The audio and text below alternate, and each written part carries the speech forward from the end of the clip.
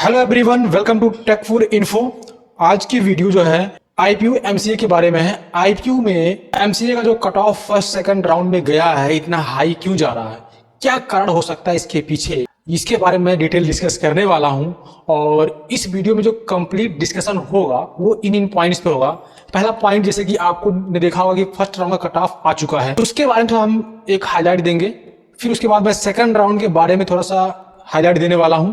फिर मैं आपको ये भी बताऊंगा कि क्या थर्ड राउंड में क्या कट ऑफ जा सकता है। जो बच्चे वेट कर रहे हैं थर्ड राउंड या स्लाइडिंग राउंड का, उनका कट ऑफ क्या जा सकता है, उसके बारे में भी मैं बताऊंगा।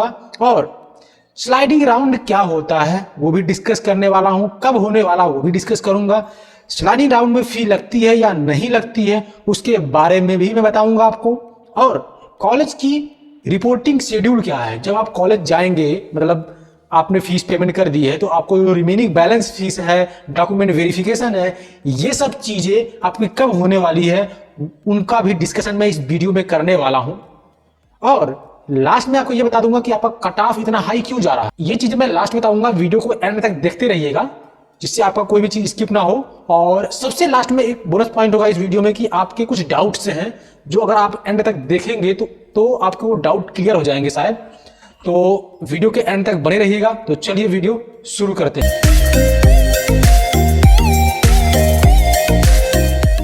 बात करें फर्स्ट राउंड कट ऑफ की, तो फर्स्ट राउंड का जो कट ऑफ है उसका मैं एक एनालिसिस दूं तो इसमें ओवरऑल जो इनसाइड दिल्ली के बच्चे हैं उनका कट ऑफ जो प्रीवियस ईयर गया था उसी के नियर अबाउट है। लेकिन जो आउटसाइड दिल्ली की हैं उनका cut off specially for general and OBC category, उनका कट ऑफ काफी कम जा रहा है। तो उसके बारे में आप देख रहे होंगे कि कट ऑफ किस कॉलेज में कितना जा रहा है, ये आप स्क्रीनशॉट ले सकते हैं। हर कॉलेज का मैंने दिखाया हुआ है। जो फर्स्ट राउंड में मैक्सिमम कट ऑफ गया था वो था जनरल ओबीसी का, वो 1163 रैंक तक गया था, हाईएस्ट कट ऑफ जो गया था। ठीक है, इससे नीचे थे, इससे ऊपर नहीं गया था। और बाकी चीजें आप डिटेल में स्क्रीनशॉट लेके आप देख सकते हैं और इनके ऑफिशियल वेबसाइट पे भी अवेलेबल है ये डेटा, आप देख सकते हैं। बात करता हूं मैं सेकंड राउंड की, तो सेकंड राउंड में भी आपका जो आउटसाइड दिल्ली के बच्चे थे जनरल और ओबीसी कैटेगरी के लिए प्रॉब्लम उनके लिए खड़ी हो रही है। उनका भी जो कट ऑफ गया है लास्ट राउंड तक विवेकानंद में, वो 1310 रैंक तक गया है, आप ध्यान से देखेंगे। और सभी कॉलेजों का जो कट ऑफ गया है वो इससे कम गया है। ठीक है, तो ये 1310 रैंक तक ही एडमिशन लिए हैं, सेकंड राउंड तक बच्चे लॉक किए हैं या जो भी है उनको अलॉट हुआ है, ये इससे आगे नहीं पहुंचे हुए हैं। अब हम बात करते हैं कि नेक्स्ट राउंड जो होगा, स्पॉट राउंड कह लो या स्लाइडिंग राउंड कर सकते हैं, और थर्ड राउंड में क्या कट ऑफ जा सकता है। क्योंकि आपने पीछे का डेटा आपने देख लिया है, उस बिहार पे हमने एक ओवरव्यू दे रहा हूं मैं आपको। ये चीजें जो है 100% श्योर नहीं कि यही कट ऑफ जाए, लेकिन जो बच्चे इतने रैंक तक हैं, ठीक है, उनको चांसेस है कि कॉलेज मिल जाए।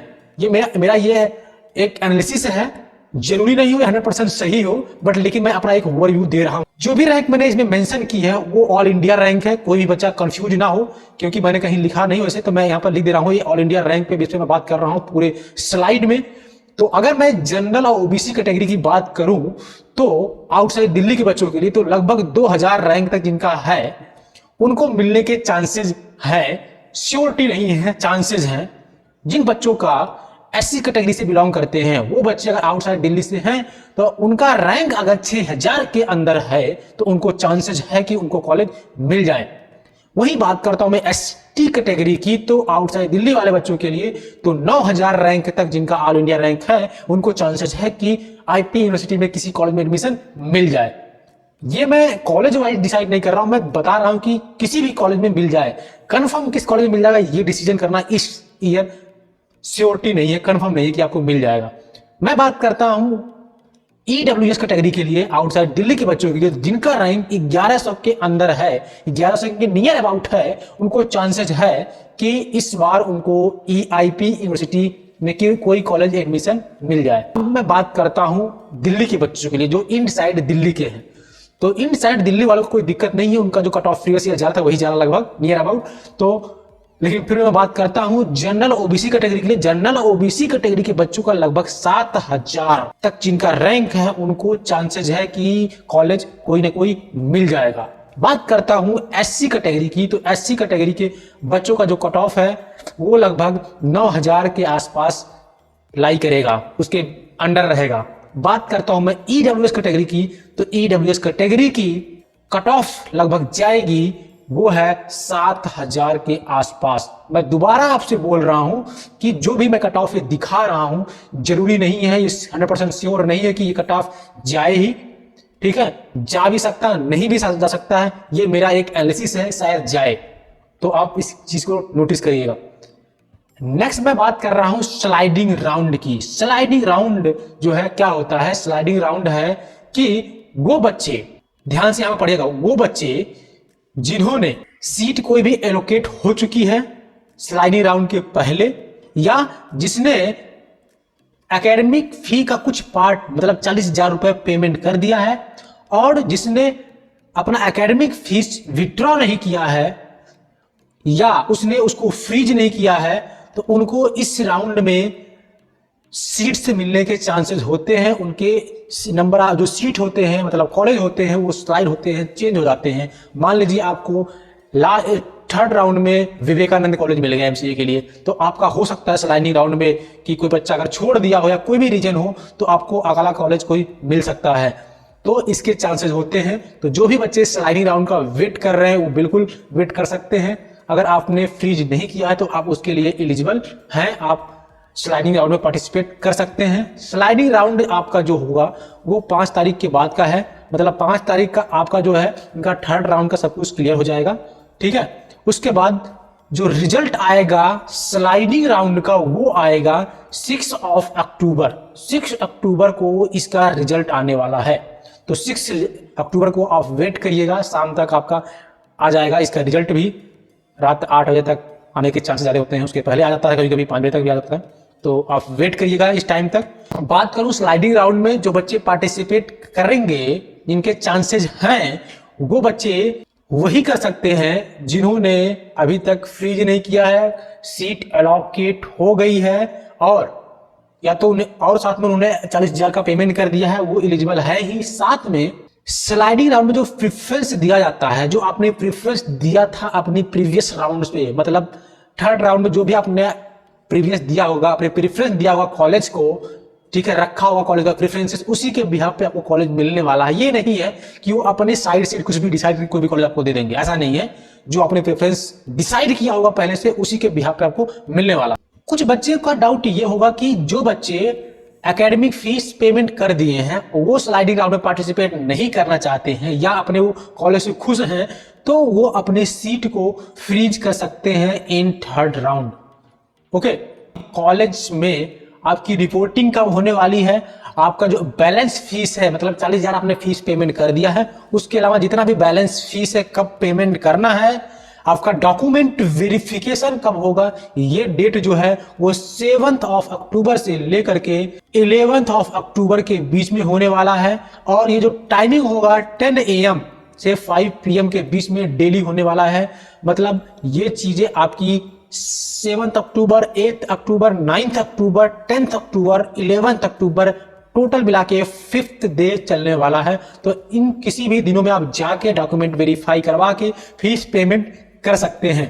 अगर बाई चांस आप फीस पेमेंट करने में लेट कर देते हैं, इसके बाद जाते हैं, तो आपकी सीट में भी डिसमिस हो जाए या किसी और को दे दी जाए। अब मैं बात करता हूं कि अगर आप जाते हैं जी डॉक्यूमेंट वेरिफिकेशन के लिए, तो आपको कौन कौन से डॉक्यूमेंट इंस्टीट्यूट में या कॉलेज में जमा करने होंगे, अपने साथ लेकर जाना होगा। तो सबसे पहले आपका जो प्रोविजनल अलॉटमेंट लेटर है उसको लेके जाना होगा, ठीक है। इसके बाद नेक्स्ट होगा कि आपने जो 40,000 रुपए का पेमेंट किया है उसका प्रूफ, मतलब कि आपका रिसिप्ट लेके जाना होगा साथ में अपने। और इसके साथ में आपको ग्रेजुएशन 10th 12th की मार्कशीट लेके जानी होगी। साथ में आपको अपने ग्रेजुएशन से कैरेक्टर सर्टिफिकेट, ट्रांसफर सर्टिफिकेट और डिग्री भी लेकर जानी पड़ेगी। अगर आपके पास नहीं है तो आप जल्द से बनवा लीजिए जो भी चीजें नहीं है। और इसके साथ में आपको अपनी जो बैलेंस फीस है वो लेके जानी ही जानी है। इन केस आपके पास कोई डॉक्यूमेंट इनकम्प्लीट होता है तो आपको एक एफिडेविट बनवा के वहां पर कॉलेज में जमा करना होता है। वो आपको एक टाइम शेड्यूल देते हैं कि इस टाइम शेड्यूल को, इस टाइम पीरियड में आपको ये डॉक्यूमेंट दोबारा आपको लाके यहाँ पर जमा कर देनी है। अगर आप नहीं जमा करते उसके लिए अलग प्रोसेस होता है, उसकी कोई बहुत बड़ी इशू नहीं होती है, आपको एक एफिडेविट देना कंपल्सरी हो जाता है इन केस अगर आपके पास कोई डॉक्यूमेंट नहीं है। लेकिन आपका मार्कशीट सारे अवेलेबल होने चाहिए, वो भी ओरिजिनल फॉर्म में हो तो बेस्ट है, क्योंकि ओरिजिनल फॉर्म ही मांगते हो। चेक करेंगे ओरिजिनल में आपका वहां जमा जो होता है वो आपका फोटो कॉपी होता है, जमा होता है, बट लेकिन आपका ओरिजिनल आपको लेके जाना होता है फॉर वेरिफिकेशन पर्पज। सबसे इंपॉर्टेंट जो इस वीडियो का पार्ट मेरा बनाने का मकसद था वो है कि बच्चे बहुत पूछे कि सर इसका कट ऑफ इतना हाई क्यों जा रहा है, क्या वजह हो सकता है। तो उसका सबसे पहले मैं रीजन देने वाला जो हूं वो है कि अभी इस time SCU Hyderabad central university, Banaras Hindu university, Harcourt Butler technical university, Delhi university and Jawaharlal Nehru university के काउंसलिंग जो है वो काफी लेट हो रहे हैं in compare to IP university. और अगर इन पांचों को कैलकुलेट करूं तो लगभग 336 सीट्स तो होती हैं, मतलब 336 सीट्स पे बच्चे अभी फिल नहीं किए गए हैं। तो वो बच्चे जो वहां के लिए भी फाइट कर रहे होंगे, पूरा चांसेज है कि वो यहां पर आए। सारे बच्चे तो नहीं आएंगे, लेकिन वो बच्चे जरूर आएंगे जिनको डाउट है। जो बच्चे 100% श्योर होंगे कि हमें DU में एडमिशन लेना है, हमारा इतना मार्क्स आने वाले हैं, वो बच्चे तो उसके लिए वेट करेंगे। लेकिन जो बच्चे बॉर्डर लाइन पे होंगे, जिनको डाउट है, वो बच्चे तुरंत एडमिशन ले लेंगे IP में। उसका रीजन है कि हो सकता है वहां हो या ना हो, अगर नहीं हुआ तो उनके पास कोई ऑप्शन नहीं बचेगा और उनको मजबूरी में ड्रॉप लेना पड़ जाएगा या किसी प्राइवेट कॉलेज से करना पड़ जाएगा। इससे अच्छा है कि आप वो IP में एडमिशन ले रहे हैं। तो एक रीजन ये हुआ। दूसरा रीजन ये भी है कि जो बच्चे श्योर भी हैं एडमिशन मिल जाएगा, ठीक है, फिर भी उनका मार्क्स सही आ रहे हैं टेस्ट में, फिर भी वो डाउट में होते हैं। हो सकता है किसी एक रीजन से कोई रीजन हो जाए कि हमको कॉलेज ना मिल पाए, तो अच्छे बच्चे भी वहां पर जा रहे हैं, क्योंकि आपने राउंड 1 एंड राउंड 2 में देखा है कि कट ऑफ कितना हाई जा रहा है, ठीक है। तो बच्चे वो भी यहां पर एडमिशन ले रहे हैं। जो स्टूडेंट इस साल पार्टिसिपेट किए हैं निमसेट में, उनकी संख्या इस साल बढ़ गई है, तो एक रीजन ये भी है। अगली बात ये है कि नंबर ऑफ जो सीट्स हैं IP यूनिवर्सिटी में MCA के लिए, वो इस साल घट गई है। लगभग 100 सीट जो है इस साल घट गई है। 2 कॉलेज, पहला है Bhai Parmanand and second is Lal Bahadur Shastri institute of management की जो सीटें हैं वो हट चुकी हैं। तो एक रीजन ये भी है कि कट ऑफ हाई जा रहा है। अगली बात मैं करूं कि प्लेसमेंट जो है IPU के MCA कॉलेज की, अगर टॉप 5 कॉलेज की बात करें तो लास्ट ईयर्स में काफी अच्छा इनका प्लेसमेंट गया है। अच्छे कॉलेजों के कंपेयर में गया है, अच्छा प्लेसमेंट गया है, अच्छा पैकेज गया है, मैक्सिमम प्लेसमेंट परसेंटेज गया है। तो इस वजह से बच्चों की या प्रायोरिटी IP यूनिवर्सिटी का थोड़ा ज्यादा हो गया है इस साल। एक रीजन मैं थोड़ा सा और देना चाहूंगा कि महाराष्ट्र सेट और UP सेट का जो एग्जाम है वो तो टाइम पे हुआ, बट लेकिन इनकी काउंसलिंग प्रोसेस भी IPU से लेट हुई है। तो एक रीजन ये भी है, क्योंकि अब UP के काफी बच्चे जो होते हैं IP यूनिवर्सिटी में एडमिशन ले लेते हैं। तो एक रीजन ये भी है कि अगर UP सेट लेट हो रहा तो वहां बच्चे शिफ्ट कहीं ना कहीं होना चाहेंगे। अब मैं लास्ट में डाउट्स की बात करता हूँ। ये आपको मैंने बताया कि स्टार्टिंग में कि मैं एक आपको बोनस पॉइंट बताने वाला हूँ। ये हमारे सबसे बोनस पॉइंट है कि इस वीडियो का, कि पहला पॉइंट ये है कि आपने 40,000 रुपये आपने पेमेंट कर दिया है और आप 3rd राउंड में जा रहे हैं फ्लोट करके, तो क्या जो सीट हमें मिले थी वो रहेगी या वो भी चली जाएगी? तो मेरा जवाब है वो सीट आपकी रहने वाली है, वो सीट कहीं नहीं जाती है, इस बात के लिए निश्चिंत रहिए। नेक्स्ट बात यह है, क्या स्लाइडिंग राउंड के लिए एक्स्ट्रा फीस पेमेंट करनी पड़ती है? तो जवाब है नो, स्लाइडिंग राउंड के लिए आपको कोई भी एक्स्ट्रा फीस पेमेंट नहीं करनी पड़ती है, ठीक है। और अगर बात करें हम कि जो बच्चे 40,000 पे नहीं किए हैं, क्या वो स्लाइडिंग राउंड के लिए एलिजिबल हैं? तो आंसर है नो। जो लोग 40,000 पेमेंट नहीं किए हैं और उनको अलॉट हुआ है, तो वो स्लाइडिंग राउंड के लिए एलिजिबल नहीं होते हैं। इस बात के लिए ध्यान रखिएगा कि आप नेक्स्ट राउंड में तभी जाते हैं जब आप अपने राउंड में, जिसमें आपका कॉलेज मिला हुआ जिस राउंड में भी, उसमें आप 40,000 पे कर दिए हो। अगला डाउट ये था बच्चों का कि जो लोग 40,000 पेमेंट कर दिए हैं और विड्रा करना चाहते हैं तो उनका रिफंड होगा या नहीं होगा? तो जो बच्चे पेमेंट कर दिए हैं उनका विड्रा होगा, बिल्कुल होगा, लेकिन उसके पीछे कंडीशंस हैं। कंडीशंस जो है वो मैं आपको डिस्क्रिप्शन बॉक्स में दे दूंगा। विड्रा होने के कंडीशंस हैं, 30 दिन पहले एडमिशन के आप लेते हैं तो आपका 100% है, 15 दिन पहले लेते हैं तो 50% है, ठीक है। अगर 1 वीक पहले करते हैं तो आपका और कम हो जाता है, और अगर आप और लेट करते हैं तो आपका कोई भी फीस वापस नहीं होता है। ये सारी कंडीशन से एग्जैक्ट कंडीशन, क्योंकि काफी बड़ा वीडियो जाता तो मैं वो आपको डिस्क्रिप्शन बॉक्स में लिंक दे दूंगा, वहां से आप जाके उस चीज को डिटेल में देख सकते हैं। इसके अलावा ये चीज आपको उनके ब्राउजर में भी मिल जाएगा। अगर इसके बाद भी आप सभी को कोई भी प्रॉब्लम है, किसी प्रकार का डाउट है, तो आप मेरे से इंस्टाग्राम पर कॉन्टेक्ट कर सकते हैं। आपके सभी प्रश्नों का सही जवाब देने की मैं कोशिश करूंगा और जल्द से जल्द जवाब दूं, ये भी कोशिश रहती है। अगर वीडियो आपको अच्छा लगा हो तो बिल्कुल लाइक करिए, साथ में आप शेयर करिए और कमेंट जरूर करिएगा आपको इस वीडियो का प्लस पॉइंट माइनस पॉइंट क्या लगा। और साथ में आप चैनल को सब्सक्राइब कर लीजिएगा, क्योंकि मैं एमसीए का एक कम्युनिटी बना रहा हूं, जिससे अगर आप सब्सक्राइब कर लेंगे तो आगे चल के जितने भी एमसीए के बच्चे हैं उनको उसका बेनिफिट मिलने वाला है। तो सब्सक्राइब जरूर कर लीजिएगा। And thank you for watching Tech4Info. Keep supporting टेक4इन्फो।